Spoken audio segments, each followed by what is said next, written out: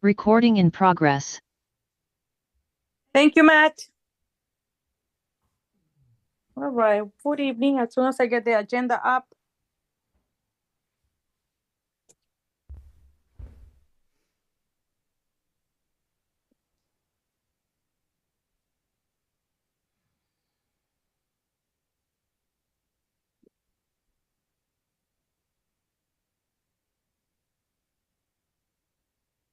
Where's the agenda? There you are.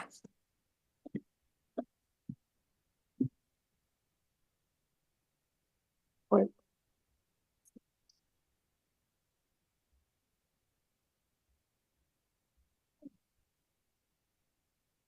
I just want to see the agenda. I'm sorry. And my laptop is acting up, so I'm with my phone tonight.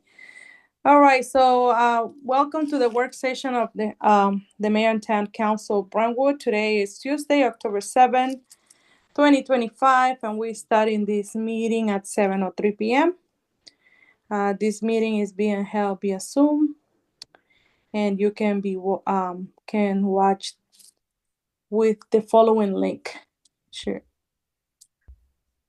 With that, I will ask our town clerk to call the roll.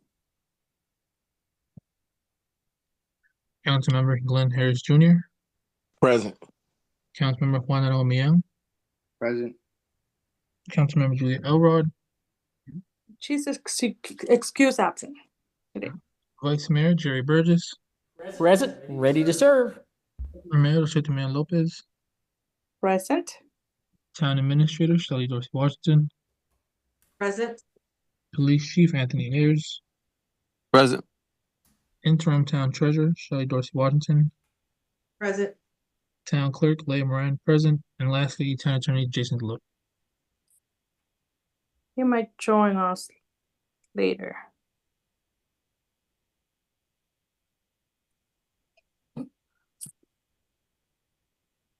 All right, thank you. This is the agenda for tonight. Starting with the upcoming events. Town of Brentwood Canned Food Drive is Wednesday, October 15th.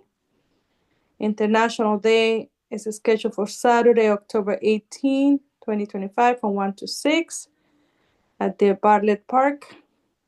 Senior Society meeting is on Monday, October 20th, 2025 at the Community Center. Mayor and Town Council meeting is on Tuesday, October 21st, 7 p.m.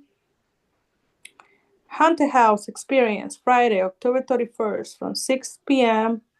to 9 p.m. at our Community Center. Trunk or Treat is also scheduled for the same evening at Bartlett Park. Citizen Advisory Committee is Thursday, November 6, 2025. And I forgot to add in the agenda that the same day, Gateway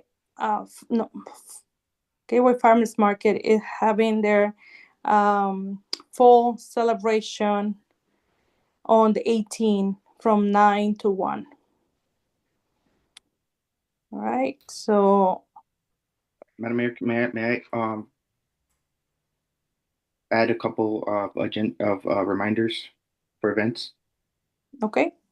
On Friday, there's going to be an information session that's going to be virtual, and it's going to be with a lot of the elected officials in this district, and then also it's going to be with Senator Augustine, and it's going to be with the IRC for people that want to get involved to learn on ways of, what already exists, what we're doing, how we're helping our community.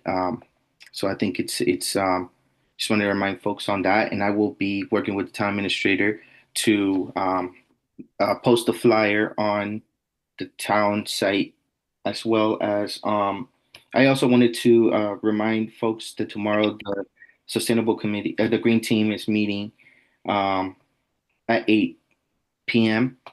Virtually. So if anybody is interested and wants the Zoom link, I believe it's on the website, but if they can't find it, they can shoot me an email and I'll make sure that they get the Zoom link. Thank you, Juan. Thank you for that. All right, so for the Mayor, upcoming, I'm Shelley? sorry. Yes, just a couple of things. Indigenous Peoples' Day is October 13th. The office will be closed. Yes.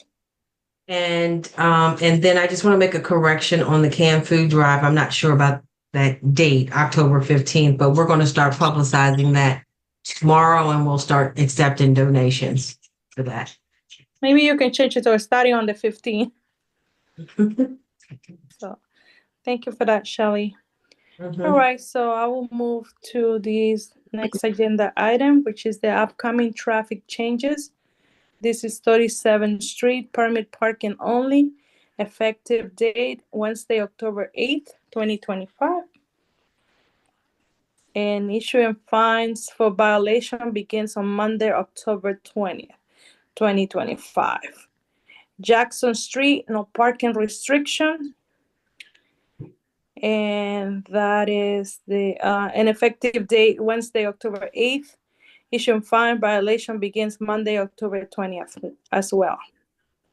So make sure we publicize in every, even in the I was thinking that we could use the board that we can put messages there too. Yeah. So all right, so with that I will move to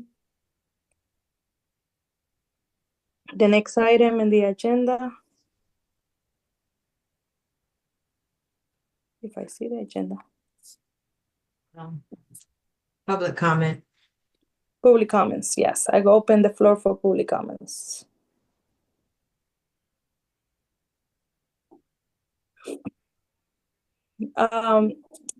Larry, I know you received some comments. Would you like to read them now? Okay, if no one else would like to speak, I'll go.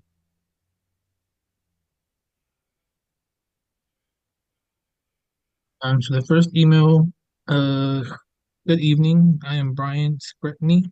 I wish I could be there in person tonight. Really, I do, but a work obligation keeps me away. As Larry reads this statement, please pretend his voice is mine. I'll be back for the next meeting. Thank you again for your work on Ordinance 2025-11, limiting large commercial vehicles on neighborhood streets, and Resolution 2025-13, advancing much needed traffic calming improvements on Volta Avenue. I look forward to seeing both put into action. I think the truck restriction ordinance is up for implementation first as the town prepares to install signs. I'd encourage that they, 1, grab attention so drivers notice them before they turn into our town. 2, convey the rule instantly so there's no confusion about what's allowed. And 3, make clear that it's new and enforceable so people take it seriously right away. I'm happy to help with design or implementation if useful. Then hopefully we can move on to measures and the traffic calming resolution for Volta next. Many thanks again for your continued efforts to keep our streets safe and livable. I look forward to seeing you all at the next meeting. Best, Brian. Excellent. Thank you, Larry. And I have one more. This is from, I hope I'm saying it right, Brianna. Hello. I am writing with a public comment on loose dogs in the neighborhood. At least once a week, I get rushed by loose dogs when I am out walking my dog, and it has become very dangerous. Dogs are breaking out of fences to rush or just hanging around on the street and running up to me. I don't feel safe walking my dog anymore. I know one of these encounters one day will not end well. I am begging the town to do something as this doesn't just affect dog owners, but any pedestrians who are trying to get around.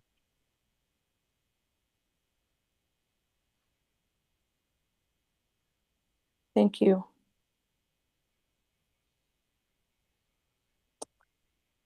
Any other comment at this moment?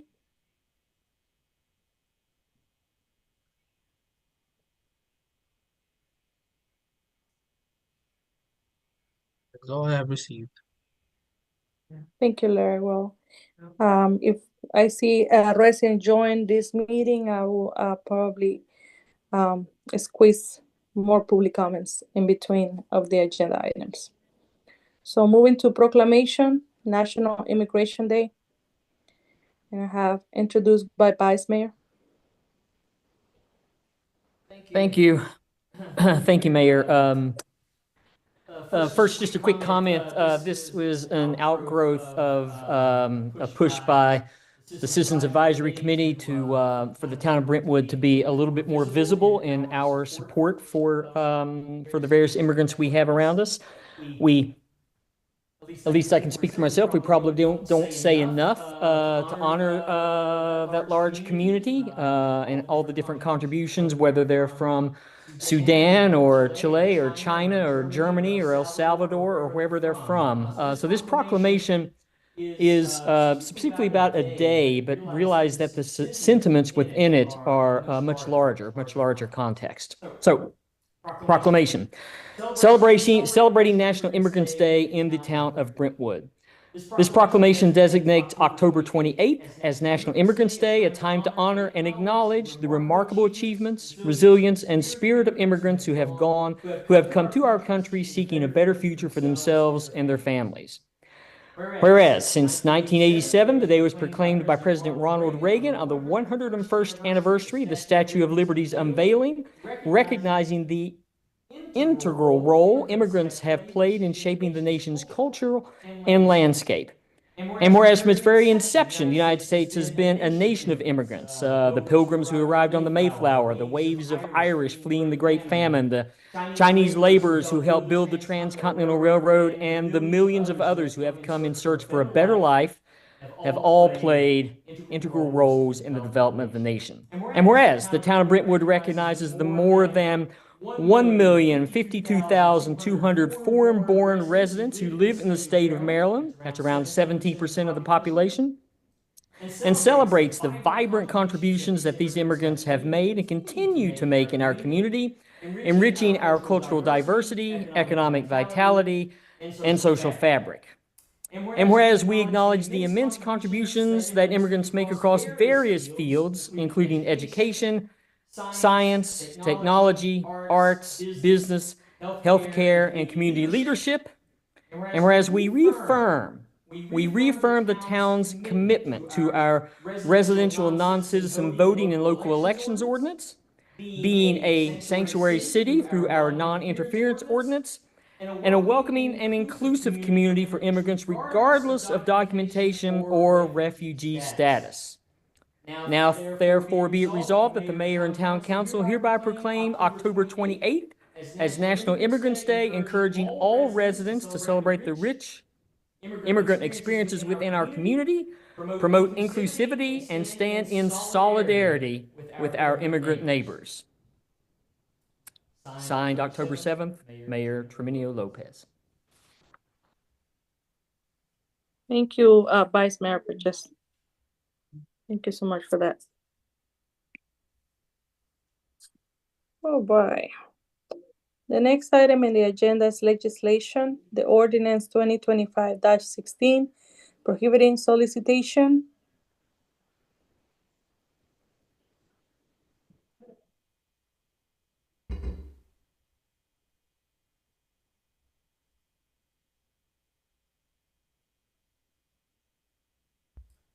Shelley, you have any updates to share? Oh, sorry, I was talking, but I was on mute.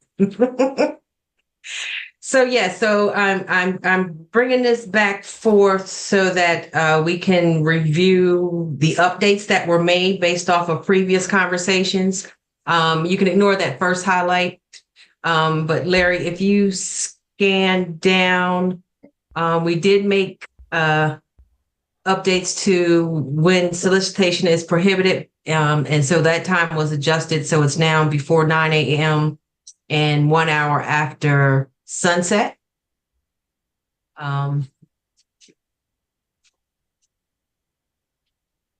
So we added that they should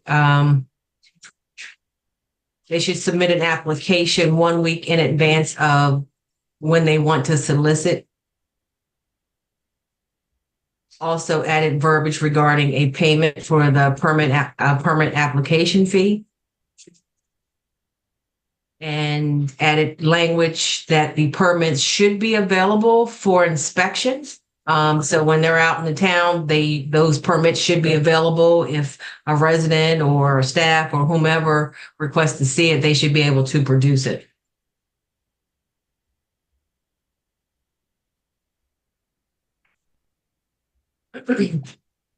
And if you want a second reading, I can read the whole thing, or we can waive the reading. Just kind of give an introduction. I'm not sure. Do you need time to digest the changes and bring it back at the next meeting? There's no rush.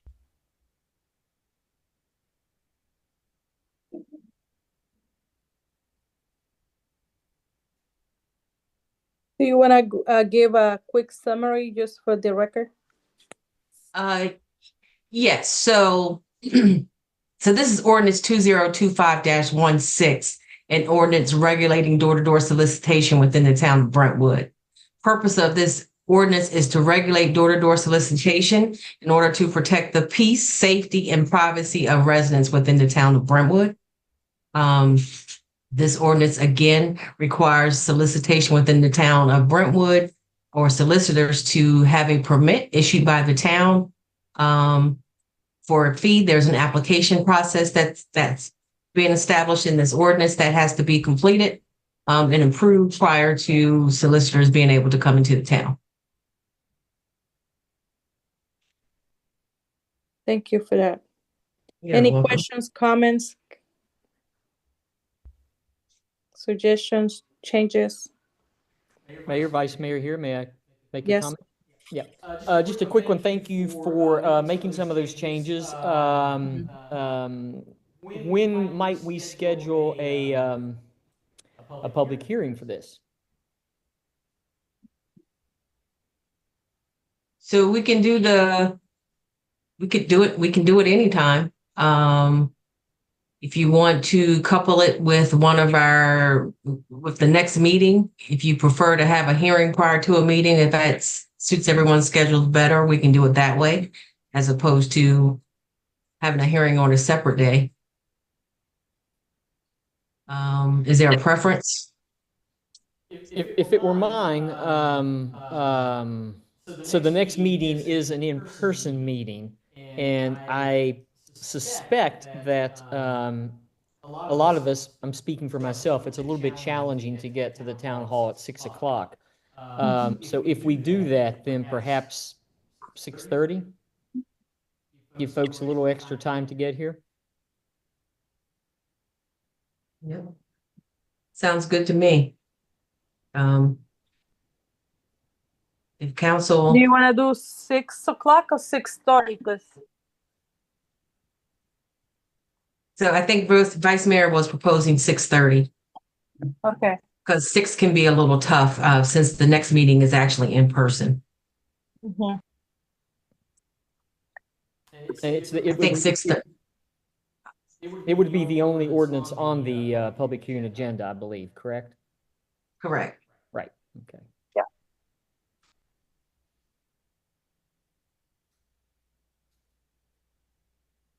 Okay. So the next item was about the fees.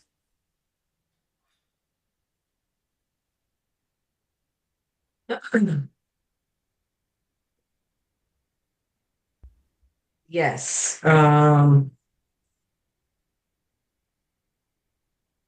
So this is a resolution to establish the fees for the solicitation permit.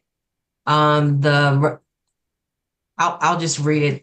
Resolution 2025-15, a resolution of the town of Brentwood mayor and council establishing a solicitation permit fee. Whereas the mayor and council of the town of Brentwood desires to regulate solicitation activities within municipal limits to protect the safety, privacy, well-being of its residents. And whereas it is in the interest of the public to ensure that persons engaged in door-to-door solicitation are properly identified, registered with the municipality. And whereas the town of Brentwood finds it appropriate and reasonable to impose a fee for the issuance of solicitation permits in order to defray administrative and enforcement costs. Now, therefore, be it resolved by the Mayor and Council of the Town of Brentwood, Maryland as follows. Section 1, solicitation permit required. All individuals or entities wishing to engage in door-to-door solicitation within the municipal boundaries of Brentwood, Maryland, must first obtain a solicitation permit issued by the town administrator or other designated official in accordance with applicable ordinances and procedures. Section 2, permit fee established. The fee for a solicitation permit shall be as follows. Individual permit is $60 per person, valid for 1 year. Additional solicitors may be added at $25 each. Organizational group permit, $150 flat fee covering up to 5 solicitors, valid for 1 year. Additional solicitors, $25 each. The fee is non-refundable and due at the time of the application. Section 3, exemptions. Religious or political organizations are exempt from the permit requirement. Now, therefore, be it resolved that this resolution shall take effect immediately upon its passage.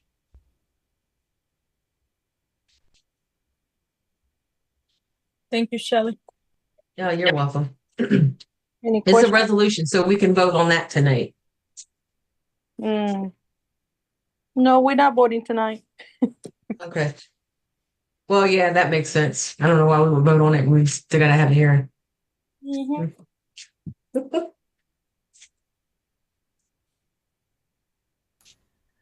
All right, comments? Please. Go ahead. When I saw this on Friday, I did a super quick, and I want to admit, super quick kind of survey of similar sized towns and the permit fees, and it seemed that we're a little bit on the high side. Okay.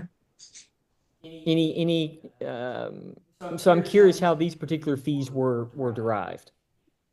So I don't recall which ones I looked up, but I did do a little research. I thought I kind of fell in the middle. I did see some for 50 for the individual. The individual was 50, and I believe the organizational group, I may have seen some for, I believe it was 120. So there's wiggle room. We can certainly reduce these. Council?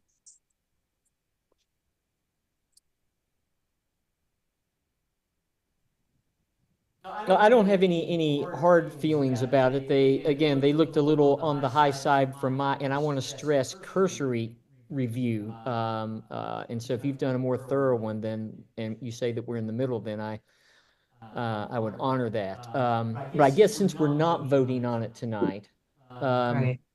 would you mind just checking Hyattsville's, District Heights, just a few local, whether they're in Maryland or DC, wherever they are, just to see. Just do a Okay. I second. thought I looked at Hyattsville, but I'll go back. Okay. Otherwise, they're not outrageous or anything. I just don't want them to be, overly prohibitive. That's all. Okay. Okay. So I'll research that before our next meeting. All right, sounds good. Sounds like a plan. All right, so we're moving to the next item, which is chapter 283. And that's about the trees. I guess that's me again. Larry, would you mind putting up the attachment that I sent? Oh, thank you so much. You're faster than I am. So what for council and for anyone watching, what the town clerk has just posted is our current rules and regulations as part of our code, chapter 283. And this was put forth in the mid-1990s. It seems like almost forever. And we have not modified it since the mid-90s. And there are a number of folks that think it might be about time to do that. I'm one of those. Council member Arango Mignon is also another one, as well as the entire Green team. But I bring this one forward now so that we can all see what we're starting with and what the language of those, I would almost say, visionaries back in the 1990s using things like urban forest ecology in their language. Quite the foresight there. But in the 1990s, Brentwood's urban forest canopy, and all that means is a bunch of what our overhead big trees, the area they were taking up when looking from a plane or a helicopter down. If it were the 1990s, when this was being written, it would be about 8%.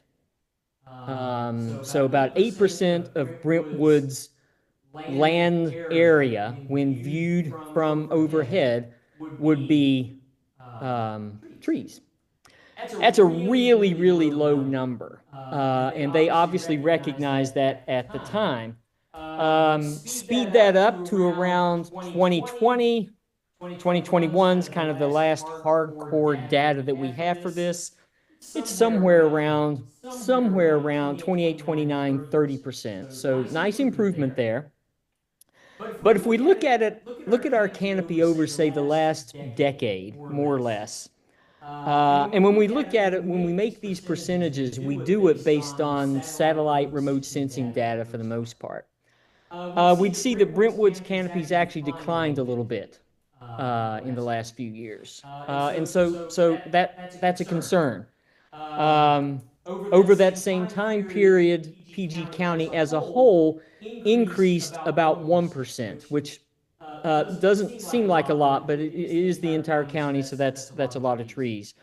And they are somewhere in the 50% in terms of canopy. So Brentwood is, I would say we could do better. We could do better. And one step, there are many steps to get us to do this better. There's education steps, there's proactive town steps, there's money that towns and communities can put forth, but we also want to follow that up with policy.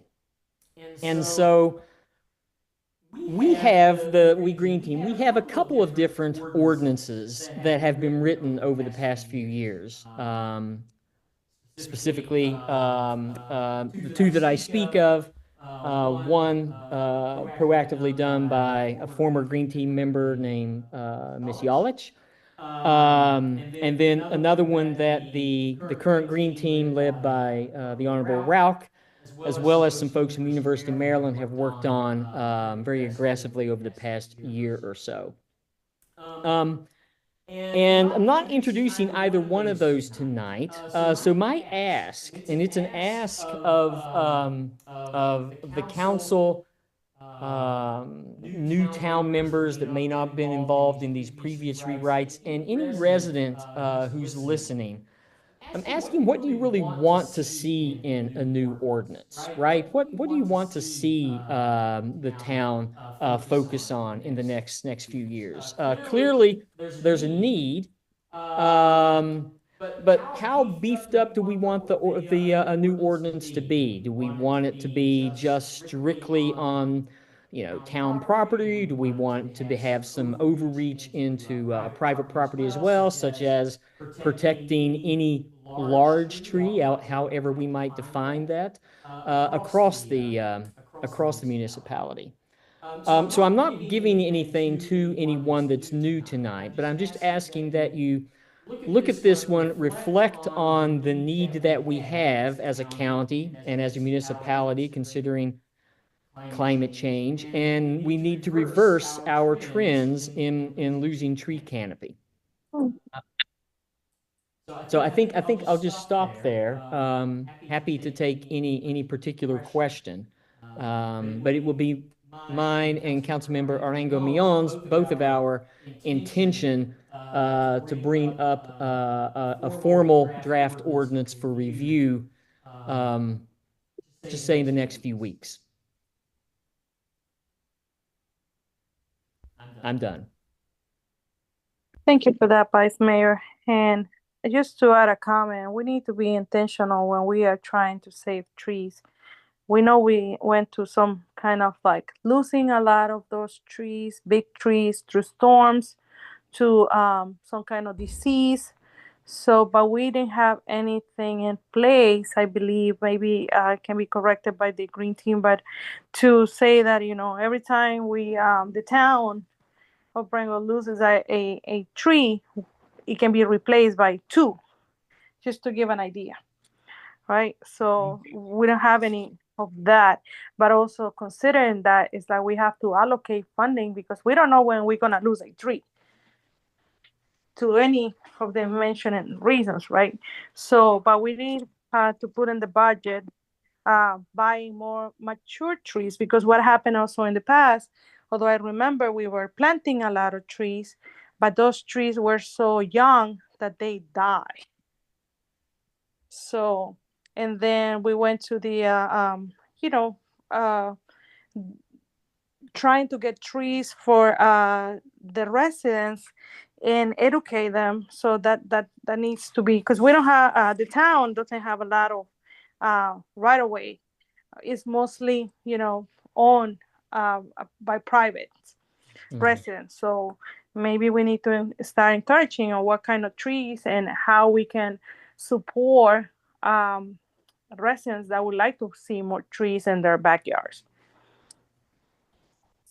Well said, Mayor. I think that on the town's part, yes, we need a beefed up policy, but two, we also need to pony up more financial resources to support municipal plantings as well as residents who are interested. So, thank you. If I may, and I don't mean to put anybody on the spot, but Councilmember Arango Mion, he is the Green Team liaison. I know he's worked hard on this issue as well. And if you have any comments at the moment, it will be great for the public to. Yeah. So that we regarding the ordinance, I believe we have we have a good draft that I think it should be ready very soon. So I'm looking forward to that. And like Councilmember Burgess mentioned, Vice Mayor Burgess mentioned, we have had multiple eyes on it to make sure that it's just from policy professionals to different council members that have been looking at this to make sure that we are able to pass something that's going to be very effective and that's going to help us with our tree canopy goals. I do think that there is something we could always mention to the we could have with the green team. I can bring this up about the educational aspect of like taking care of a tree, and I know that there's been some initiatives that I've been already planning on having with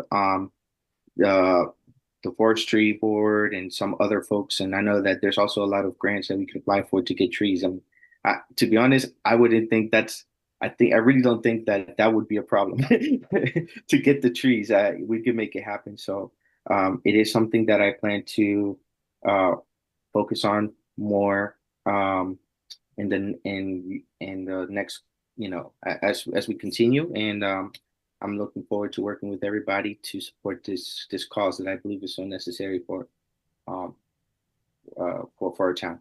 So. Thank you, Councilmember Arango Mion. I believe Shelley. Yes. So I think it's great that you guys are looking at that, because I know just over the last few months, we have lost some trees. And I believe I mentioned to the mayor at one point about replacing those trees. And so I'm wondering, as you draft this new legislation, will it include, or are you considering including any language in regards to the types of trees, and specifically trees that may grow to certain heights that will impact power lines? Or can we restrict that? If there's power lines in a particular area, can we restrict the type of tree that gets planted there? Yeah, Mayor, may I? Go ahead. Yeah, I didn't want to jump over anybody. But yes, absolutely yes. So in a couple ways, the way that we're looking at it now, of course, we would do something the town has thought about doing for a good 15 years, and that's to have a more permanent arborist at our disposal, someone who can give us specific guidance on specific spots. So that's one thing. But also built into the legislation, we want to have specific tree recommendations as part of the tree plan. And of course, they're going to be native, right? We're not going to Right. plant any more, Asian elms or anything like that. So, and making sure that it's spelled out nicely, like what are the anticipated maximum canopy heights is a good suggestion. Thank you. Mhm.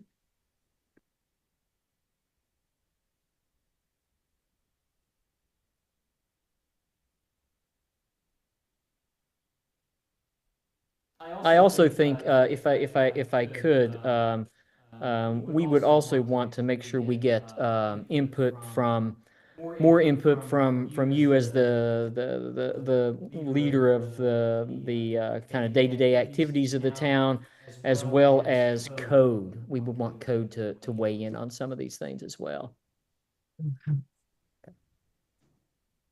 At your disposal. Yeah, you just pony up the money for them. Hey, if I can throw something additional in, and I don't know if this is like just a different context, but it can also maybe be some initiative put forward on the native plants, and maybe like some of the benefits that has across the community, or is this exclusive to trees? It is exclusively trees, but that doesn't mean what you say can't be part of that message, right? Because we're talking. Trees are plants, obviously, we all know that, but we would be focusing on native plantings, and so that could fit into the larger message that you're considering there with native plants. Okay.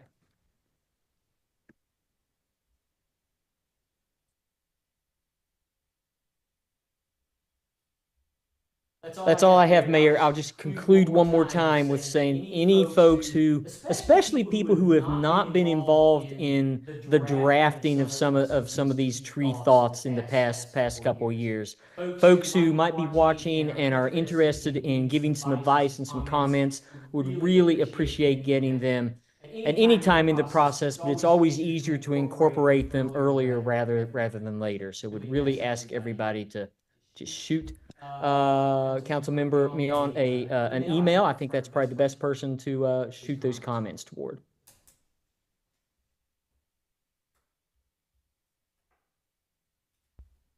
Now I'm done.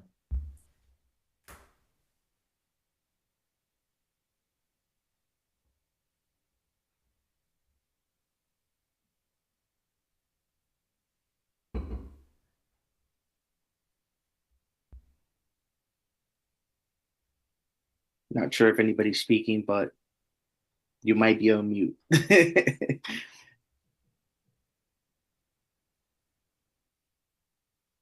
Thank you. Anything else I would like to add? I'm sure that we're gonna see this coming in the next meetings to discuss in more detail any ordinance amendments.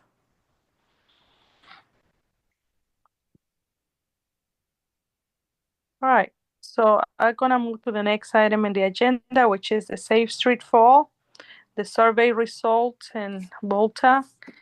Shelley, can you indulge us with that? So, yes, in collaborating with our Safe Streets consultant, we did engage the public with a short survey just to get some feedback, and I just wanted to publicly share that information. So there were 86 responses, actual responses. The 88, that includes 2 test responses. So the first question, do you walk or bike around the town? 78 of the respondents said yes, which reflects 93% of the people that participated in the survey. Next slide. second question, why do you walk or bike? Majority of our folks said for fun or to exercise. That was 43%. And 28% said to visit the park or playground. And next slide. And then the third question, do you feel safe when you walk or bike around the town? And this one was kind of interesting. So 26 respondents said not safe. That represented 31%. Somewhat safe, 36 responses. That was 43%. And 7 of the folks that took the survey said they felt safe. Next slide. So thinking back to the previous question, if you chose not safe for question 3, what are the reasons?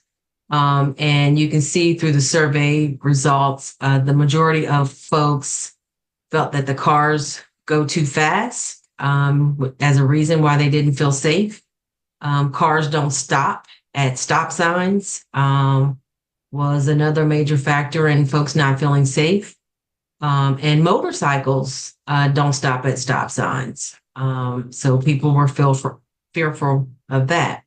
And then there were some concerns about broken and narrow sidewalks, which we're trying to address that as best we can with the resources that we currently have. So those were the results of the survey. And I will try to get this information posted online as well so residents can have access to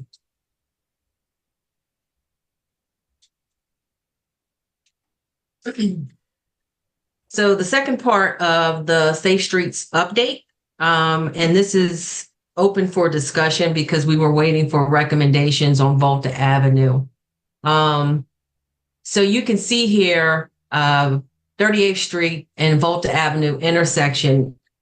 So they presented some options for us. And the first option was to use the state highway when they did their survey and provided recommendations to go with their recommendation. And their recommendation, they were recommending that Volta was a one-way in the opposite direction of the arrows that you see in this slide. It's the state highway recommendations actually on the next slide. Option 2 was to add a small median to Shaw's design, which you can see reflected here in this picture. There are some concerns about that median and, cars just being able to safely and effectively maneuver around that. So I think a lot of thought would have to go into the design of that. Volta Avenue, make Volta Avenue one way from 38th Street to Rhode Island Avenue.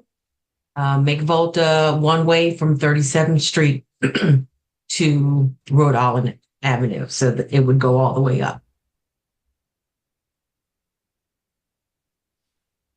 And so this was just a picture of the state highway, their recommendation. And you can see they had Volta Avenue as well as Varnum, both being one way going in the opposite direction. So from our last meeting, the task force meeting with the consultant, I guess the primary things that were being discussed in regards to Volta was one, making it one way. And if it's one way, in which direction, I think most felt it made more sense to make it one way leading out of town. However, the second part to that was Volta, it's one way from 38th to Rhode Island is one way leading out of town. And perhaps on the other side of 38th Street, it's one way between 38th and 37th, headed towards 37th Street. So those are the recommendations, and collectively we have to figure out which one of these options we want to pursue. The task force, we're leaning to one way out of town, from 37th to Rhode Island Avenue. Again, this is just one of our quick build measures. If we find that it doesn't work, it's not effective, can roll it back. However, I did want to get feedback from mayor and council before we proceeded with this. Comments? I want, Mayor, if I can speak. Yes, Councilmember Harris, because you were in the meeting. Yep. Yes. No. I just want to thank Shelly and the team for all the hard work, like on this effort, and seeing it come all together has really been great for everybody involved. But I think on that, in particular on Volta, having it be a one way, I think that's really going to clear up some of the traffic problems that we have, in my opinion. But I'll yield to see what everybody else thinks. If we can get some input on it, that'd be great.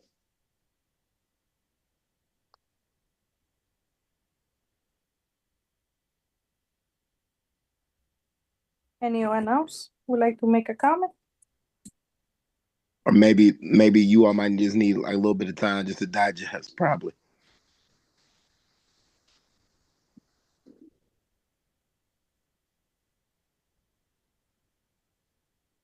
Personally, I support the state recommendation. I believe that makes the most sense, but as well as the committee, which would be making it one way, right?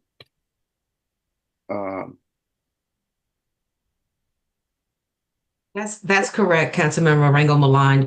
The difference in the state highway recommendation and the Safe Streets recommendation is the direction in which the one way is. So as you can see, state highway, their recommendation is that it's one way heading into town, further into town. Whereas the Safe Streets consultant, as well as the task force, agree that the one way should be headed out of town. Right. So actually, yeah. So I support the consultants, the Safe Streets. I think that makes the most sense. Personally, I think it does. That's what I was. I got it mixed up, so I apologize. But No worries. I believe that makes the most sense to me. But again, I probably would want to do some more due diligence personally to just look into it, because I know it's a but again, we could always, yeah, I support the recommendation of the Safe Streets. I believe that makes sense to me. My comment on that was that we need to be because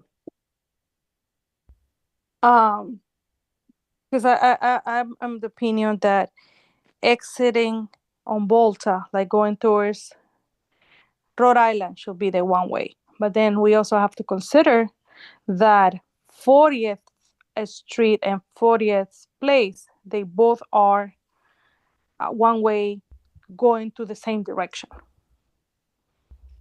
So meaning that if we're gonna make Volta going out to Rhode Island Avenue, then we will have to change the 40th one way.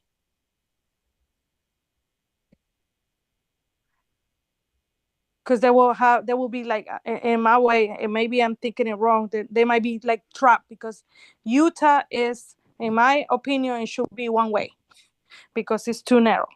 But then you have those two streets exiting to Utah because they're one way. So when they will have to come all the way on 38th Street to Webster or what is the other one, or 39, to come back to their home. You see, no, I'm hoping that I'm making myself clear. So the idea, Mayor, is to, that traffic on Rhode Island Avenue, to force them to go up to 38th Street. We didn't get a recommendation on Utah. And if Utah was to stay, because it's currently two-way. If it was to stay in place, I mean, residents would be able to utilize that, but we have the gross vehicle weight restriction, so that would keep the big trucks off of it. And quite honestly, I think if a big truck came down through Utah, they would only do it once, because I think they're going to find that they're having severe difficulty. No, but I mean, I do understand that. My Right. concern is 40th, both 40th, like, because they will have to go around in order to come into their house. So you will have to change their one way. Let's say they're gonna enter on Utah, so they have to make a right. Right now, they can't make a right because that's a one-way street. Right. They would have to go down to 39th Place and loop back around. And loop back around. So, but if we make that Utah to be an entrance instead of an exit, so it's for remember we talked about local traffic, so that will help those two streets to get people into their street. Right. And then of course they and also then they're have gonna be able to yeah. So unless they came in on the other side, which is that Webster on the North Brentwood side? Is that Webster? Webster in North Brentwood. Yeah. Yeah, they could come on Webster and then turn on for you. On Volta. Yes, and turn on Volta. Yeah. Just Chief Ayers, can I say something real quick? Chief, yes. Okay, my concerns is the businesses up there on the top part of Volta. If we do that one way, if they have deliveries, I know right now we don't have any businesses that are very active up there that have big trucks, but if the owners of those business park up there want to have new business come in there and they have to have deliveries, you'll start having these big trucks coming down your street to try to get to those buildings, as well as you have the daycare up top of the hill, where the main interest is on the top of the hill where the light is, the traffic light is. So I just want us to keep that in mind when we make this decision on making a wrong way. You're gonna be forcing trucks into your town.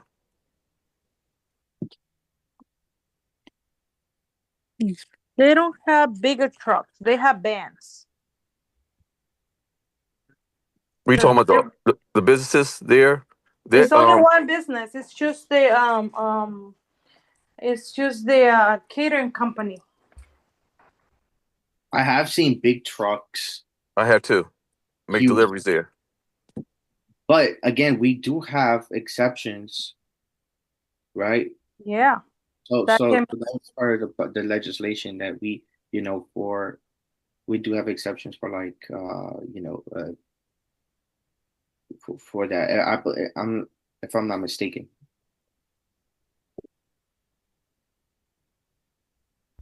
So I will say this, it will force these big trucks to use 38th Street. It also you won't have to worry about two big trucks trying to pass on Volta, which currently happens now. One of the issues is the trucks. And so we may not necessarily get rid of all the trucks because there is a business there. However, I think it does give us a little more control of the traffic in general. So leaving Volta the way it is, but limiting, we should first put those signs up there just to see how the traffic flow before we make a bigger change, like making a one way. Because I mean, the biggest issue is that the trucks are cutting through, right? So by that ordinance that we passed for the limiting the weight, So maybe we can observe what's the pattern after that implementation. Because what I'm afraid is that we don't want to lose business either. So, and there's another business that is coming into town. We don't know what will be there. The business type, and how that would impact the traffic coming in. So I don't know, it's tough. I think maybe we should have a meeting with the business owners, get their input on it, and I mean, and also, be able to understand better like how their systems are and delivery systems. One pretty much in there, because the other one has not even started yet. But yeah, we should invite him as well to be part, because in that sense it will be only 2 people.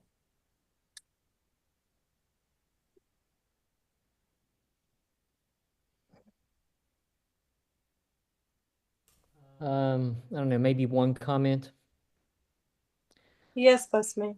Thank you. Actually, maybe more than one. Volta comes one way. We do pick up, or we should pick up, some extra parking spots out there, which may be a plus. Somebody probably needs to figure out what's going to happen with the Little Faith Outreach Center there. That's what they used to be called. I think it's the daycare center now. I believe that they're more likely to want to enter that, from Rhode Island,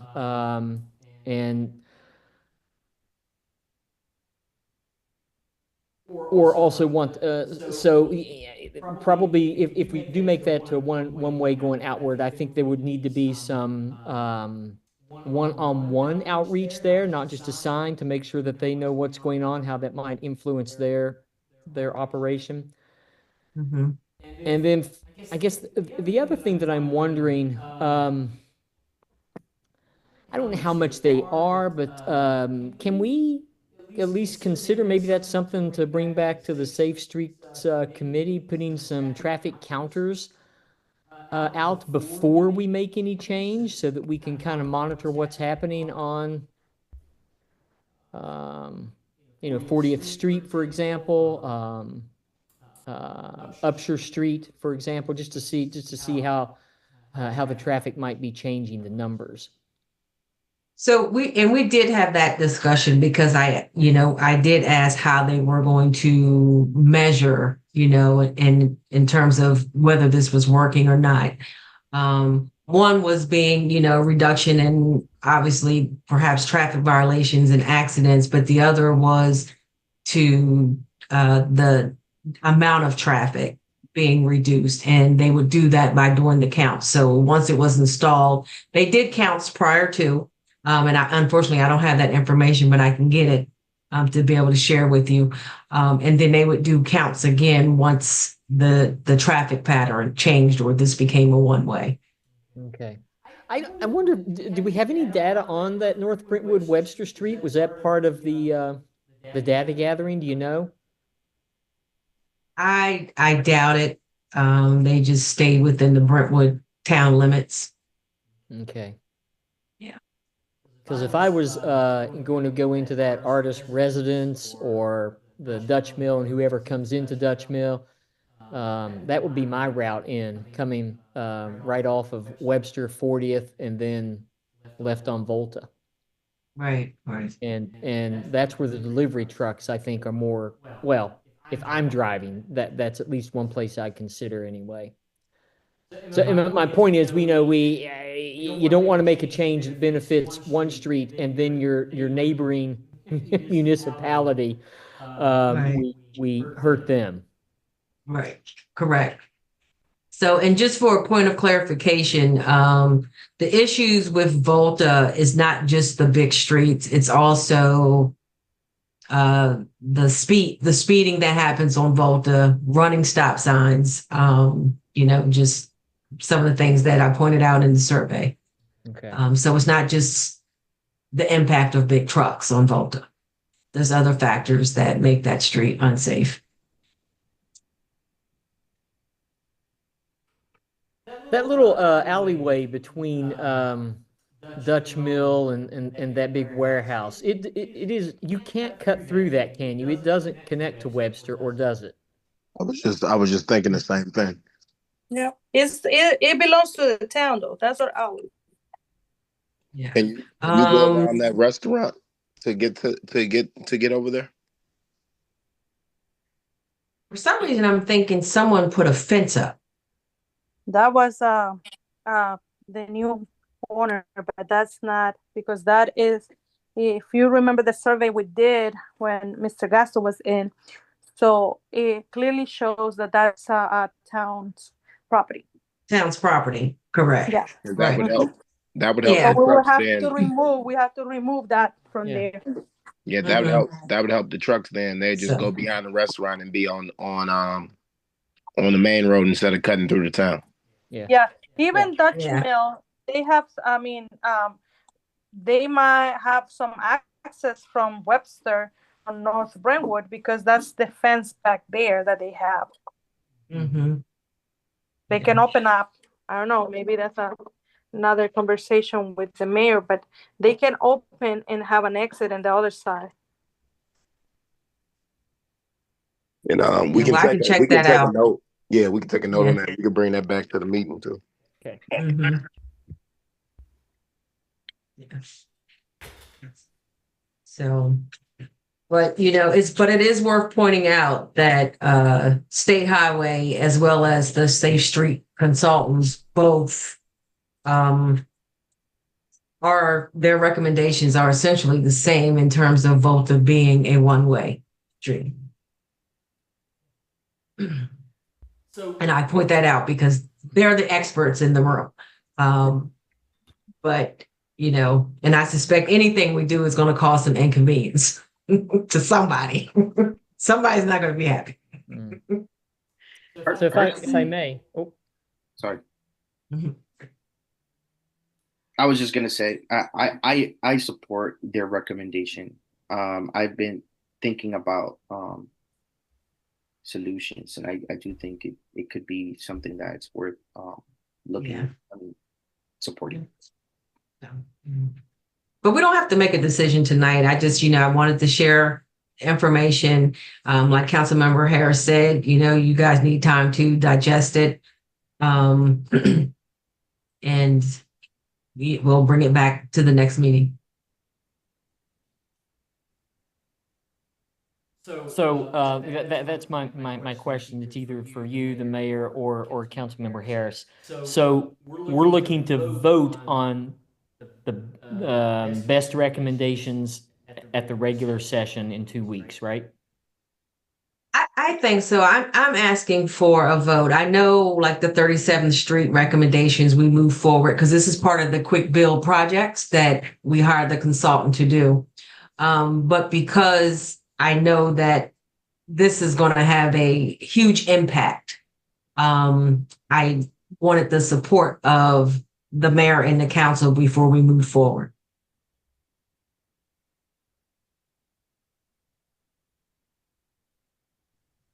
Thank you. Mm-hmm.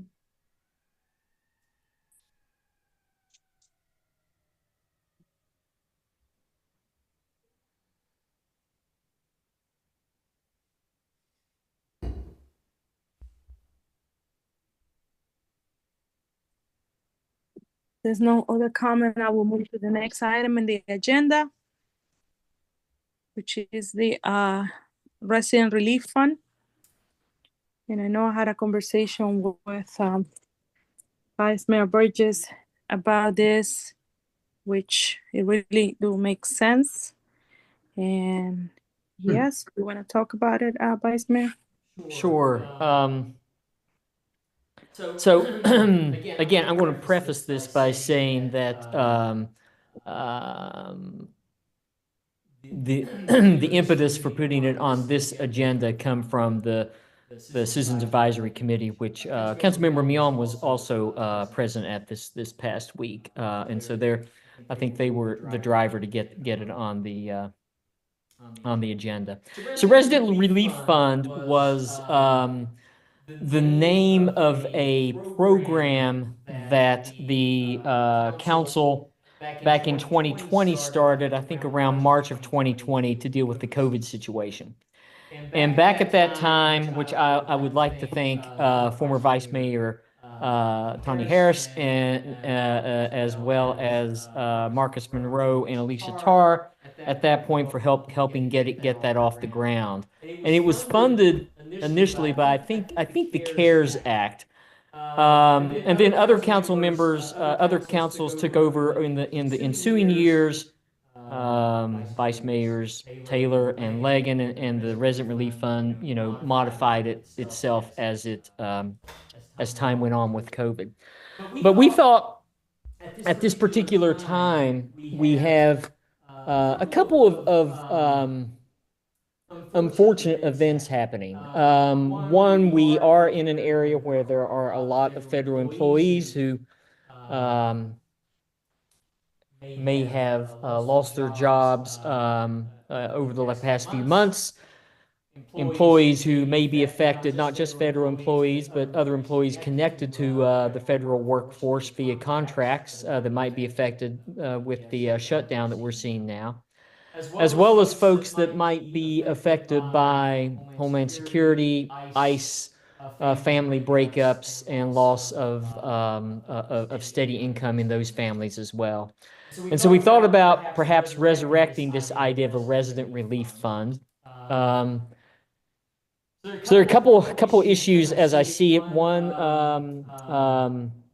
where if council would decide to go forward with it in the future, where the money comes from, and I think a bunch of people have thought about that already, so there are some answers. But then how it would proceed. So originally, and then I'll stop talking in a minute. Originally, this relief fund, residents could come to the town hall. They really just needed to show proof of residency, and we did not ask very many questions at that time. And they were provided with, I believe, a gift card for groceries, I believe. Would that be right, Ms. Dorsey Washington? It was a gift card of $100. Okay, right. And so we'd see something similar perhaps happening this time if the council thinks that's worthwhile. And maybe an initial budget, I don't know, $10,000 or something like that. So again, I'm going to summarize: resurrecting an old idea put forth by other councils long ago, just bringing that back forth, funding that at a relatively small level initially to gauge interest, having a very simple application process that's non-intrusive, leaves people with dignity, but still allows them to obtain some aid from the town during these challenging times. I'll be quiet for a moment. If I could just add a couple words. So just to clear some things, by residency, we were talking about being a resident of the town, and we were able to do something like this, right? Yes, just a resident. Proof would be, the power bill, rental agreement, whatever, just something really simple that we know you're a resident of Brentwood versus North Brentwood, Mount Rainier, whatever. Yeah. And it would be for like anybody in the town that needs the fund, that needs support in any way. That's correct. And it would be wide open, and but I would say that gosh, it seems so long ago now. 5 years ago, there's always concerns about, do people take advantage of it or something like that? And we did not find that to be the case 5 years ago. There was initially a relatively small cohort of people that took advantage of it. One of the ways that we did with that program was that in order to help residents, they could apply for getting their bills or some help with their bills to be paid. Thank you, Mayor. Sorry to interrupt, but that's exactly right. And I failed to. Yes. Thank you. Yes. So nothing, well, the $100 for groceries, yes, it was given away, but for more bigger needs. So we were basically, the town of Brentwood was writing checks to Pepco, Washington Gas. So those are utility bills that we were able to help out. So the checks were not be given to the on the resident's name, but payable to the utility company. And it seems like, work well. So on Saturday, I met with the Pepco representative, and I already sent some informational flyers that all those supports that the utility companies are giving to anybody in need. So that will help us well. So that was when you brought that to my attention, and I started talking to Shelly. That's exactly what I remember, that we were giving out some funding because you don't want any family because they cannot have, they can pay or they don't have enough to cover the entire bill. So we were able to pay that out. So when and I did briefly talk to Councilmember Arangomian, maybe utilizing some monies, and I was I know we can vote tonight, but maybe bringing that to the table for the next meeting. And I was asking for $30,000 to start to launch this program, and that money will be coming from the camera revenue. Right. So I'm so glad you said that. And I checked through a bunch of my old notes from 2020, and 30K was also the number that we initially allocated back in 2020. Just a quick comment on the money. I think we all know that the camera revenue has to be for public safety, right? So one option is, since we can't actually directly, I don't think, anybody can correct me, but I don't think we can directly take from that. So we have to use proper accounting. So perhaps money that would maybe be going to the police department from the camera fees, we can withdraw the general funds that we would allocate from the police department to balance that out. I think that's the most reasonable way to approach it. That way we keep the accounting clean. Does that sound? I need help from a financial person here. Shelly? Yes, that sounds correct. So we would draw or take back general fund monies that's budgeted for the police department, and then subsidize the police department with the public safety funds. That makes sense. Yep. She said it right. All right, so that's gonna come back in our next meeting. So for a motion to allocate those fundings. That's great. Yes, and a resolution. Yes. Great. Yes. Thank you. And we already have an application, the same process that we used before. We don't have to reinvent the wheel. We can just use the same process we had last time. All right, moving along. We have the town seal usage. Yes. So I know it sounds kind of silly, but I do think it's something I wanted to talk about. And right now, the current way that we are able to use the seal for the town is kind of complicated, right? Which I understand, but I do think that for an elected official, right, being able to use the town seal for town related matters, like like if we have some sort of event or something, I don't have to go through council, or like if I want to get a shirt with the seal on it, right? Or have some sort of initiative that I think is necessary, have to go through council approval just to get the seal. I do believe that we should be able to get the seal for be able to use the seal as an elected official for official duties. That's a good question for Attorney Deloach, but he's not here because we have to be careful how we use in town property.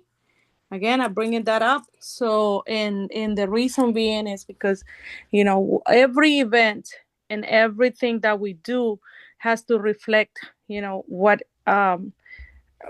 the community that we're serving. And that's why we bring all the time. It might sound repetitive, it might sound like, okay, maybe in a way you might think this is a dictatorship. It's not. It's just following the rules and then making sure that, we appropriately using that seal. I am very I'm open if you want to add anything to the agenda and bring. But the last time, for instance, I'm just gonna use the example, Chief. He already have commitments with this organization that he works every year. But the next thing I saw, it was like the event that we never discussed before until I saw the flyer. So it is imperative. It is very important that every single event that the town, that we are representing the town, it needs to be brought to the public conversation. So this is the open meeting. So this is where we bring those ideas. We approve those ideas. So that way, we are all synchronized on what we are doing. But I will bring that back to the attorney and see, because I don't know. That's not my seal, not your seal. But I think it will be a good question for him. Mayor, I've just communicated real quick with Attorney Deloach, and I believe he's watching and may help us out with his comments in a minute. Okay, that sounds good. Anyone has a comment besides me?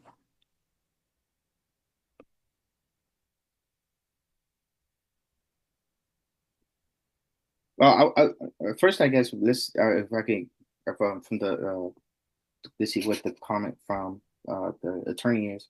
I do believe that for like elected officials, right? Like we have also, things that we want to carry and be able to use the seal. I think is really important. But sometimes, having to go through all this system just to be able to use the seal for town duties, I do think we should be able to use it. That's just my opinion. But I know multiple jurisdictions in general do that with each council member or elected official in general.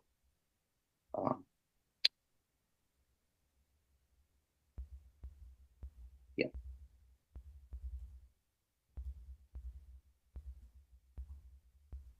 And not necessarily just for events, by the way.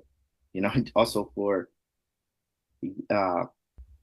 not just for flyers, but for things that we want to carry on. What does he say? Okay. Well, if you one of the things again, if you need merchandise, that's town property. So we need to allocate funding to do anything. Cause for instance, we have the shirts. That's something that we use. We have the pins that we buy most of the time. So I don't know. Again, I'm just gonna wait for the attorney to give us more on that, because this is the first time. And I said this because I never had any this question before in my tenure. So that's why I want to make sure that I'm not giving the wrong information, and it comes from him, not from me. So, Mayor, I actually just got off the phone with Jason. And Jason, if we were to move forward with something like this, there has to be some parameters. We need to put some guardrails on it, because the concern would be, using it inappropriately. Someone puts the seal on like campaign material or something of that nature. And so we're not going to be able to answer this tonight.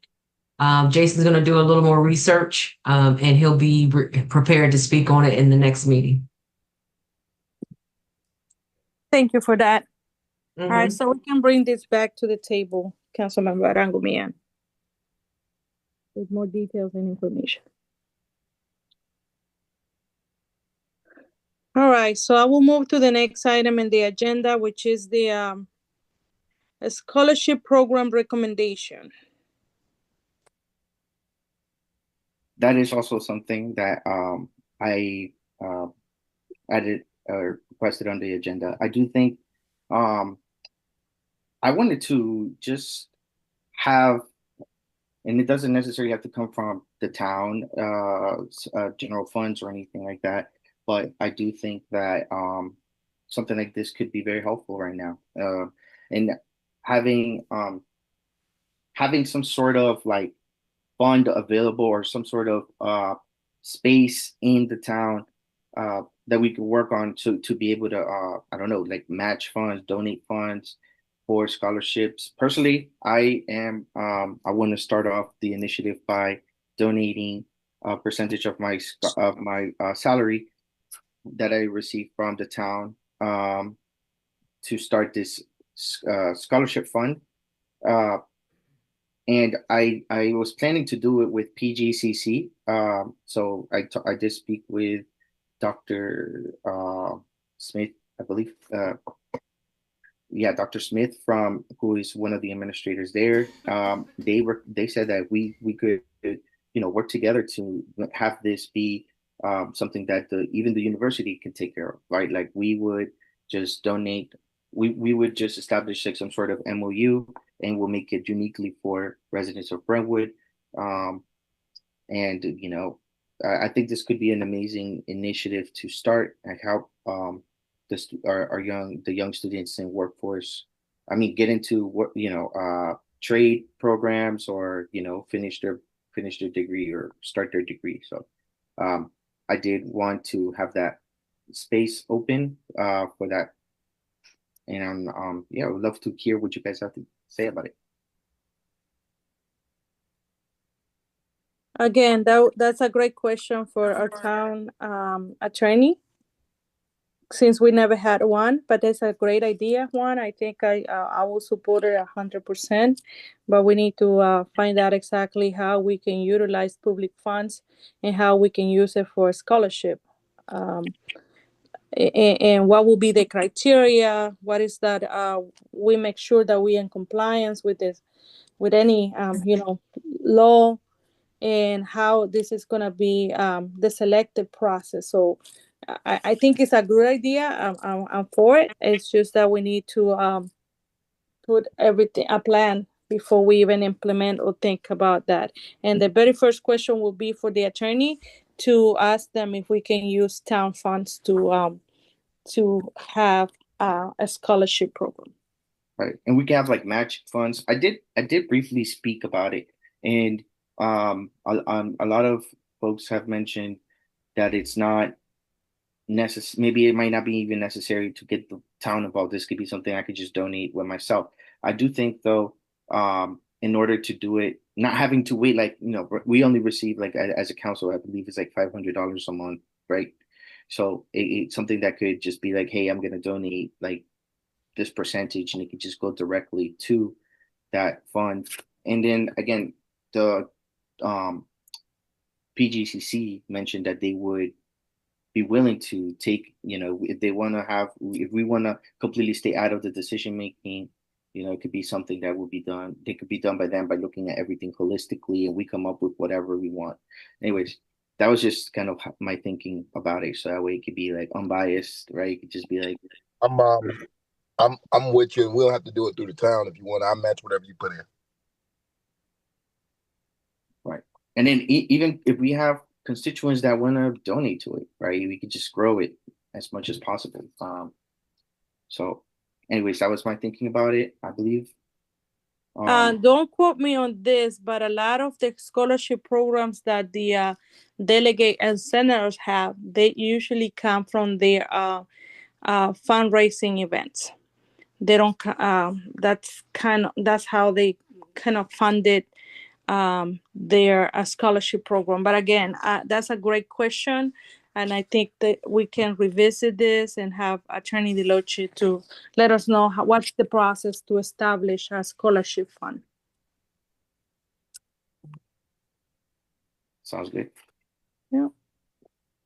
Thank you for that. Okay, so what was next in the agenda? We have the Know Your Rights initiative. Yes. So for the Know Your Rights initiative, I wanted to, bring this to, I wanted to bring this up to see if we can have a packet. I know I have like I guess some sort of uh, money allocated towards being able to print out um, or have resources available for Know Your Rights initiative, right? Like the affidavits, the red cards, all that stuff. Um, and then have it available in the town for people that need it. If somebody that's interested in it can come and pick it up, right? I do think it's necessary, and I do know that there are a lot of the organizations that usually provide these resources are kind of struggling right now to, have to print things right to meet the demand. Also, maybe have the stuff available in the town, in the town website. So I do have basically everything on a Google Drive that we could have on the website, but it would be nice to have some uh, printed material as well. Um, and yeah, that's what I wanted to bring up basically. Thank you. I actually went to Joe's on Saturday, and there were different organizations, and I got a few packages they already prepared, like Know Your Rights and a lot of other things, resources, information. So, and they gave me some that we can copy too. So I'll make sure, I leave some of those in the town, because she said that I have to email her so she can send me like the PDF so we can print out too. I forgot the name of the organization, but they were at Joe's on Saturday, Yeah, along with Casa and Ayuda.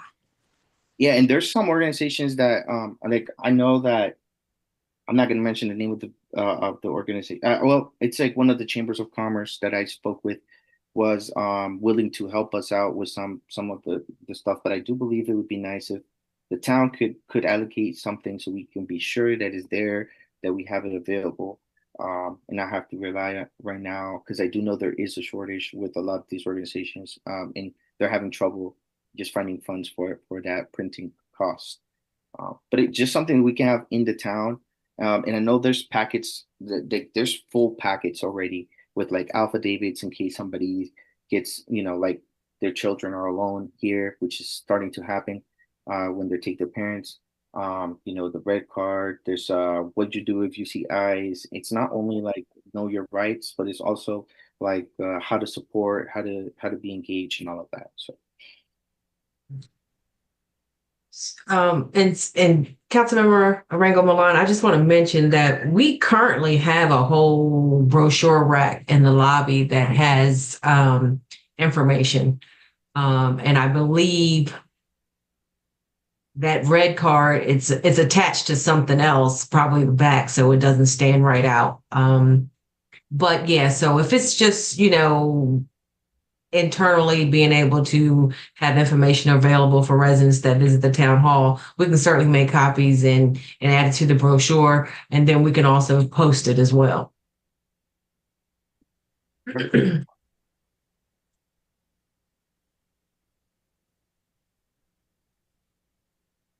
Thank you, Shirley. Yeah. All right. You also have that's one of the events that are coming up on Saturday, right?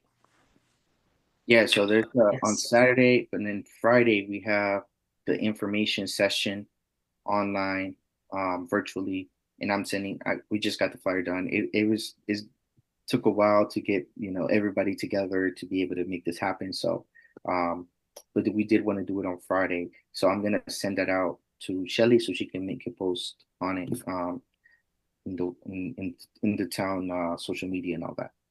Okay. That's virtual, so it's not in the town. Yeah. Right. Thank you. All right. Community center use. Yeah, so I also I know it's been a lot of stuff. I'm sorry, guys, but I did want to, start the conversation on what are we going to do with the spaces in the community center. I do think that uh, especially during times like the ones we're living in, it would be really nice to have nonprofit organizations that could be utilizing those spaces and being able to provide services, prioritize our town. I think that, it would be very helpful. And I know that this is something like past councils talked about, um, but I do think that we should work. There's a lot of already that I've been speaking to that will be more than willing to have either a satellite office or, just be able to use it. Um, Especially some small nonprofits that do amazing work, are very connected, and are able to do a lot. Personally, I spoke with Senaos, for example, which is a literacy organ organization that helps the Latino community learn how to read and write in Spanish. Right, a lot of folks in our community suffer with just knowing they're literate in their own language, which I think like something like this could come a long way. Um, and Senaos is an organization that struggles financially, so something like this could help them a long way. Um, and he's willing to prioritize our constituents. So I think that finding allies like that could mean a lot. Right now, I feel like we're just having a lot of these offices as a storage room, and we could be more proactive about it. So I just wanted to start that conversation.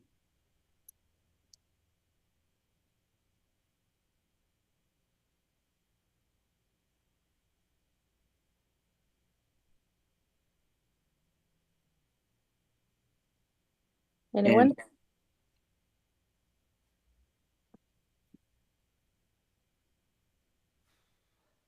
yeah, and if nobody feels any type of way about it, then this is something I would like to maybe for our next council session, I'm gonna have something prepared uh, to propose if that's something that we have to take.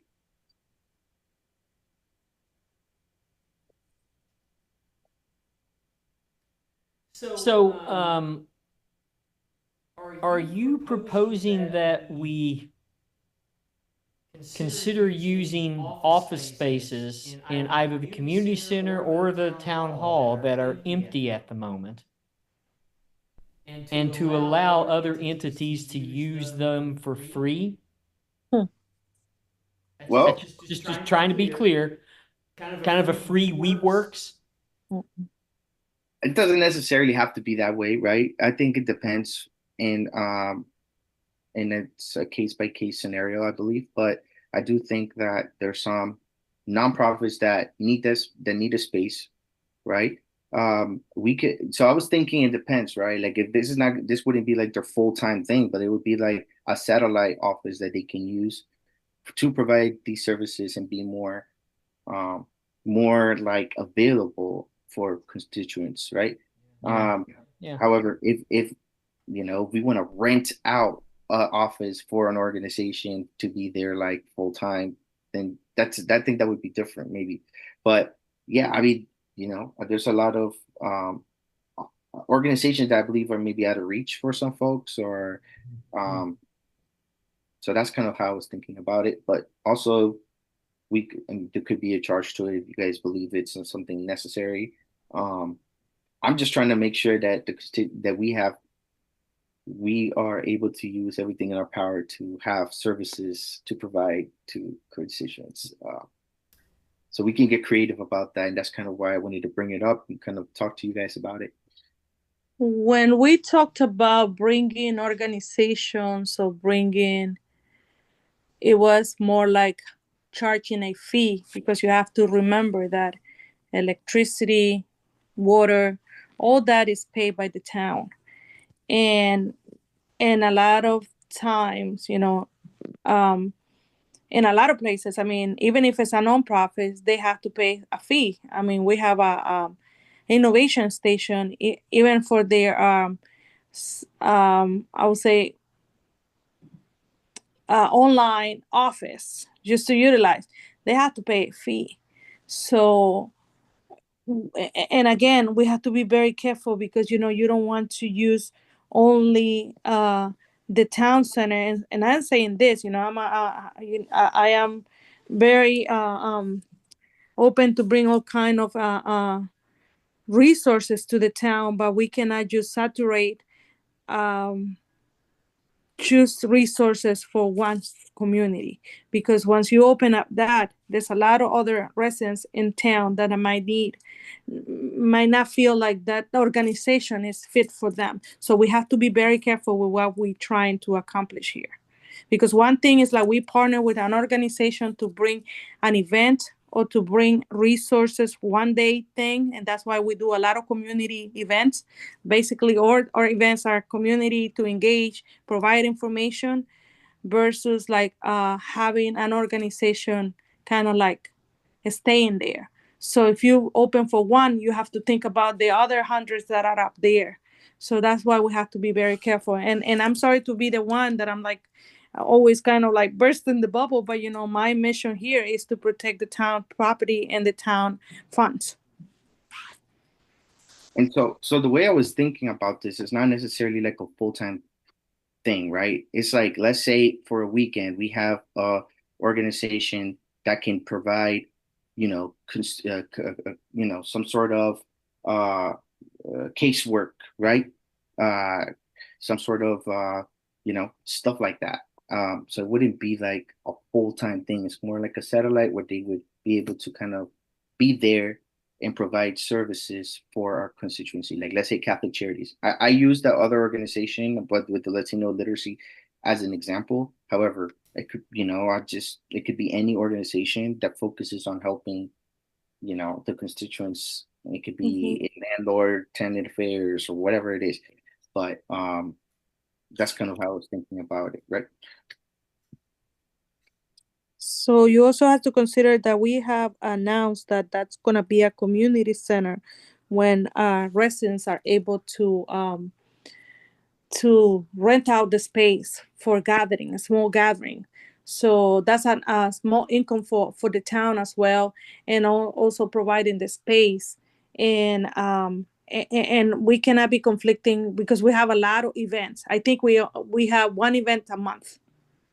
So, and then you want to leave those other weekends, the 3 weekends that are left, to other activities, like the committees, they have their own things going on. So I don't know. I'm not sure if but again, I'm open to see what you can bring on, but we have to consider that when we decide to make that as the community center, that's basically what it is. Like, allow people to come in, not just give it directly to a nonprofit organization every weekend. Because let's say you want to do one event this weekend, and then next weekend is another organization. So when is going to be time for residents to utilize the space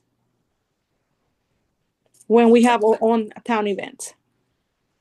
Right. So I was referring to like not the whole space, but like we have like some offices that I don't think always conflict. I mean, and if also, I don't think it would conflict with even somebody having an event and somebody just going to the office and, receiving services. Right. But also, it could be like we have a good communication, and when we have an event blocked off, then they just don't come that day. I mean, I don't know. I'm just trying to see what we could do. I've noticed that we don't even use those spaces when there's an event. They're kind of just full of stuff at this point, and I don't really even see anybody going in there. So if we could bring an organization, right, that would be able to provide services for people that, I don't know, are hungry or, are about to go homeless or need rent support or need some sort of job, right? Like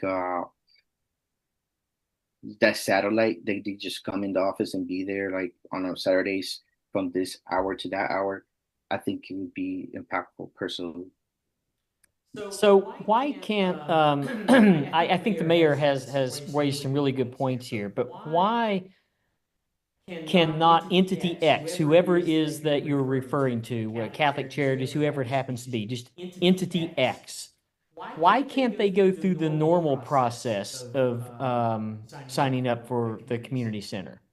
And what's wrong with the current process? I mean, I was thinking about that, but then it's like we would have to. I want the town center to still be available, right? For like events and whatever happens, right? But I noticed like the way it's set up, we have these offices on the entrance, right? And then we have like what we people really use for the events in the front. So, it's not like they're renting the space for like an event, which we could do, right? But I think it's like that's more like an event, like one time thing, like once a month or something like that, right? I was thinking of having something more consistent, right? Like somebody. Have you considered that if you have a private event, that somebody rent out the place, and then you have strange people coming into to the building, that they're not part of that private event, that they pay a fee?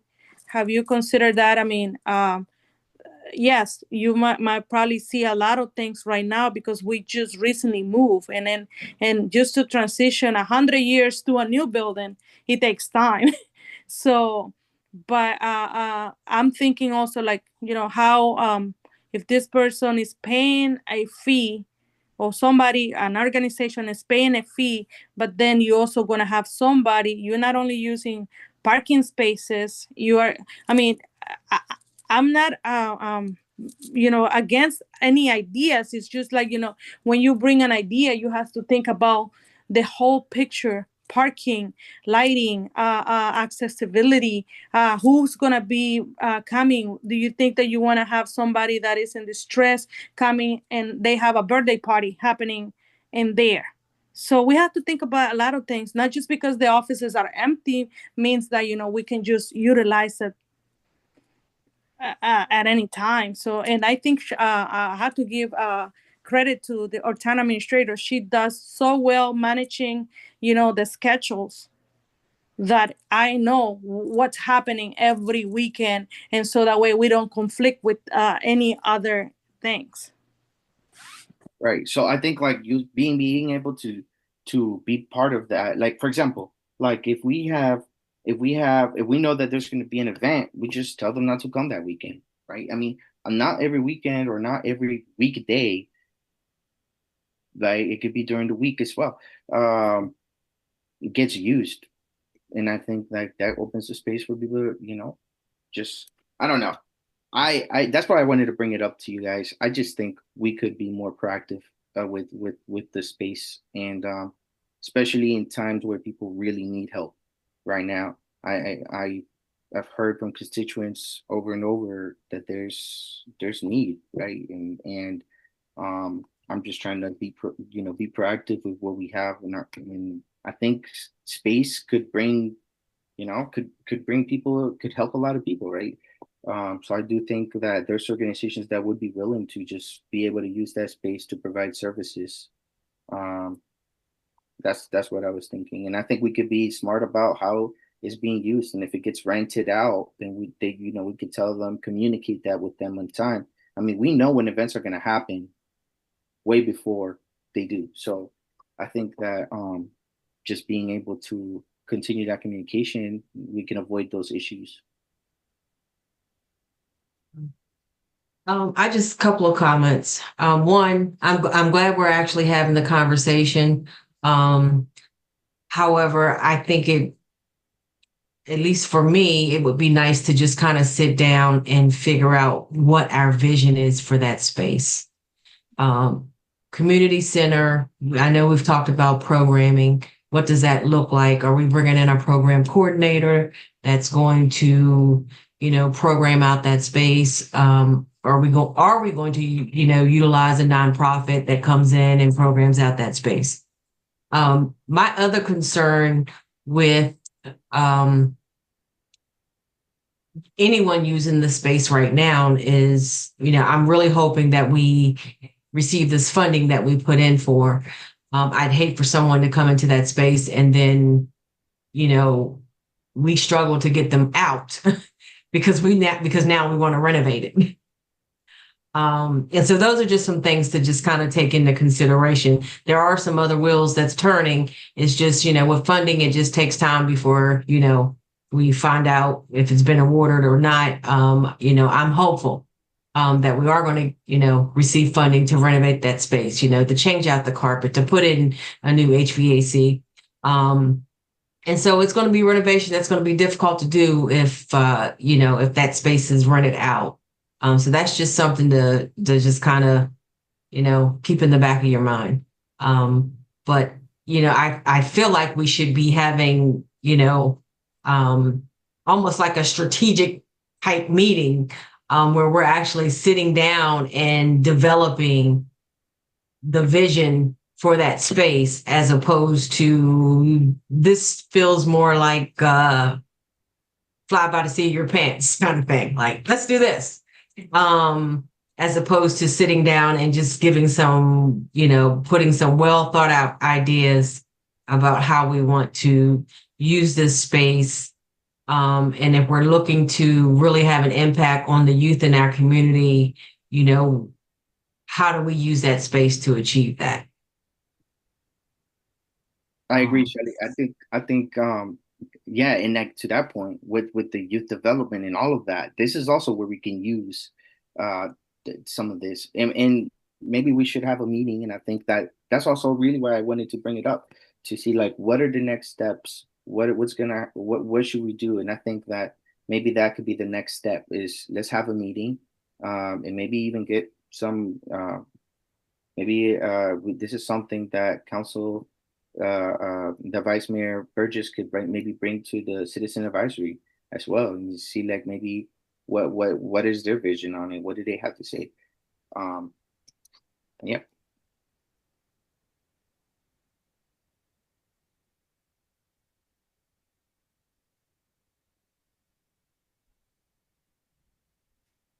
All right, there's no other comment. I would like to move to the other one.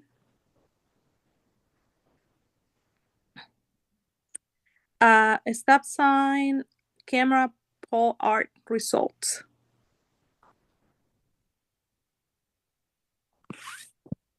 Shelley, I think you have those results. Yes, I do. So Vice Mayor, thank you, because he made the recommendation that we engage the public in this little exercise, and that's what we did.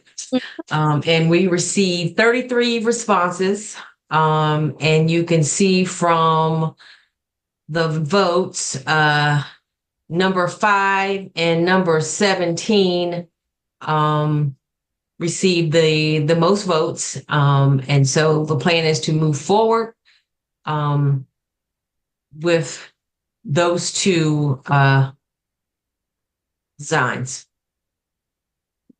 And this is the pole art for the stop sign cameras. So you can see there, that's actually, these are actually pretty good images. But number 5 and number 17 are nice. The winners. Looks nice. So I just wanted to share those results with you. Are we gonna use both? How did the actual poll work? I mean, I'm just kind of curious what the process looked like there. So Charlize actually developed a poll, and she sent it out, and people were able to respond online. Okay. So it was electronic. So you didn't vote? No, I did not get such a notice myself. So I'm just curious. Yeah, and I'm not bitter. Don't get me wrong. I just was just curious how it went down. Yeah. Are you on social media? Not a single drop. Oh. That's why I said what I said.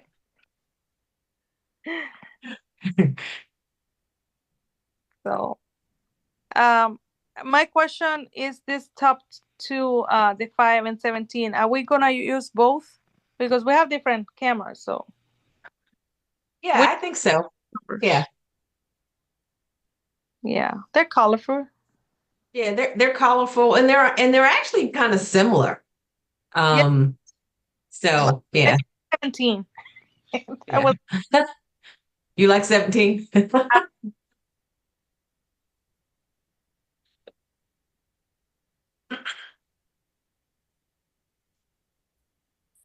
all right.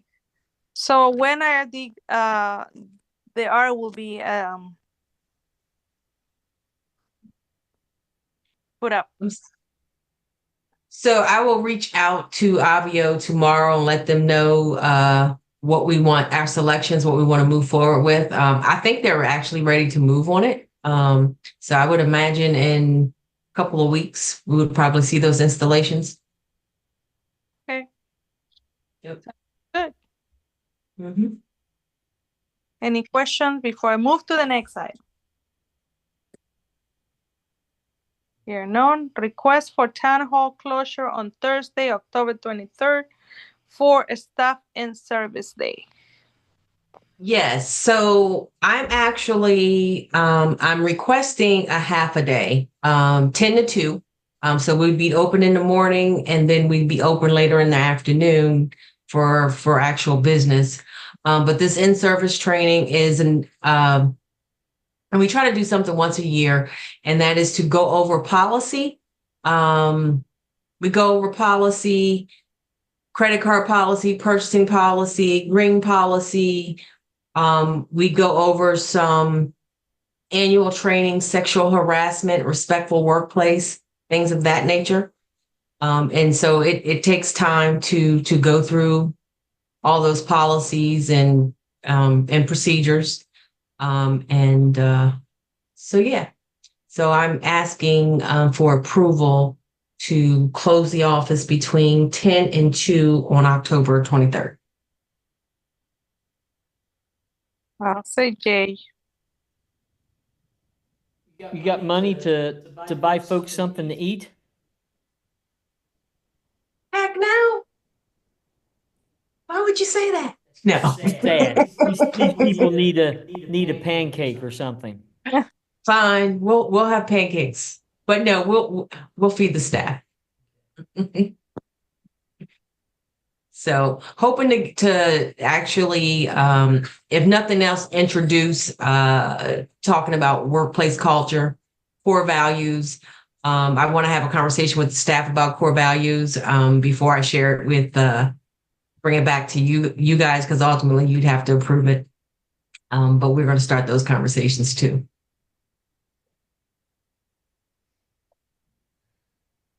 If you need any funding, please make sure you add to the agenda for the next meeting. Yes, ma'am. Thank you. All right. Gateway Arts District Management Team. Yes. So if you recall, I guess it's probably been over a month now, but well, Allie did come to one of our meetings. She's managing the Gateway Arts District Management Team. And one of the things that was shared was we needed to appoint 2 representatives to that management team, one internally, and then there was a second, and it was advised that we try to select an artist to participate. And so we did solicit for that, and we only actually received 1 response. And some of you may be familiar with our very own Edith Estrada. She was the 1 response, and we have engaged with her a little bit over the probably last year or so, year and a half. Very pleasant, nice young lady that I think will be a great addition to this team. And so I'd like to move forward with this selection.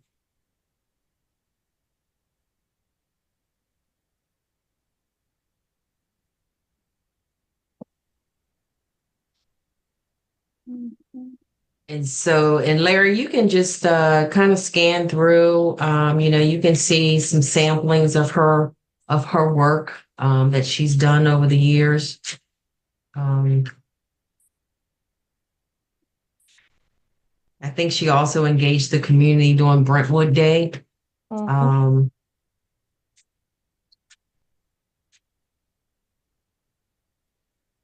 Can we add this just to consensus theme for next meeting?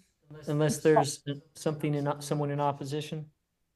No, I guess we just have to do an appointment.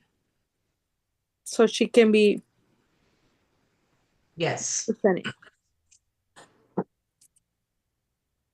So if everybody is in favor, I can just have Shelly to type a letter to send to Gateway that we appointing Ms. Strada to the position. I'm in favor of it. I'm in favor of it too. I think Okay. she's very local and does an amazing job. She has incredible talent. Yeah. So that's all. That's all we need. All right. Thank you. Thank you.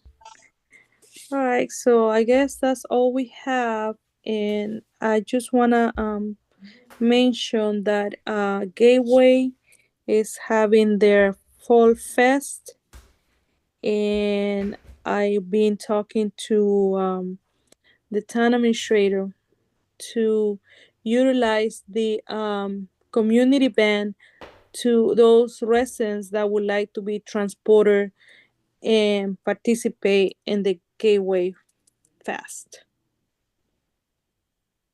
So the idea is to have pickups back and forth for those that would like, especially seniors or anybody that wants to, they don't want to walk because, parking can be limited. So they can go and in that way, support the event since we are sort of like sponsoring in a way. That's another way to support local businesses. Shelly, your hands is up. Yes, I have an announcement, Mayor. Because we usually announce our grants that we're applying for in open meeting. And so I just want to read this received from Lauren Rowe from the Green Team. Just want to let the community know the town is applying for the Chesapeake Bay Trust Watershed Assistance Grant Program to move to the next steps with the Bartlett Park improvements.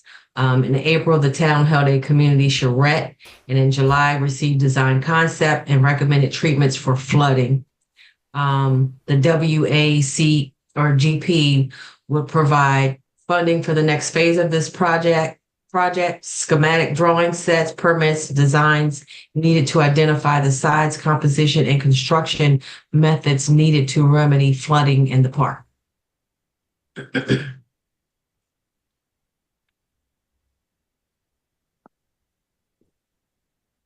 And before we go, Shelly, just want to mention that the chief has installed purple light on the new town center, and that is in support of the victims of domestic violence.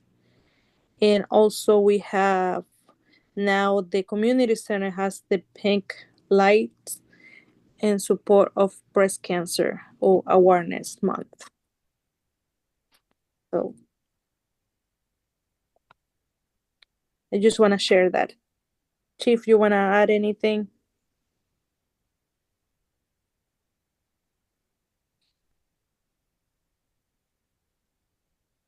You're probably in a call. No, ma'am. No, ma'am. I'm fine. Thank you. Okay. All right. Well, thank you so much for that, Chief. I appreciate it. Any other question before we finish this meeting at 9:01 p.m.? No, we did it in 2 hours. That's great. All right. So I guess we any public comments, Larry? Have you received anything? No public comment. No public comments. All right. Well, thank you so much. Thank you for participating in this great meeting. So I will see you guys in 2 weeks. Night, everybody. Good night. Good night. 9:01 p.m. Bye. Recording stopped.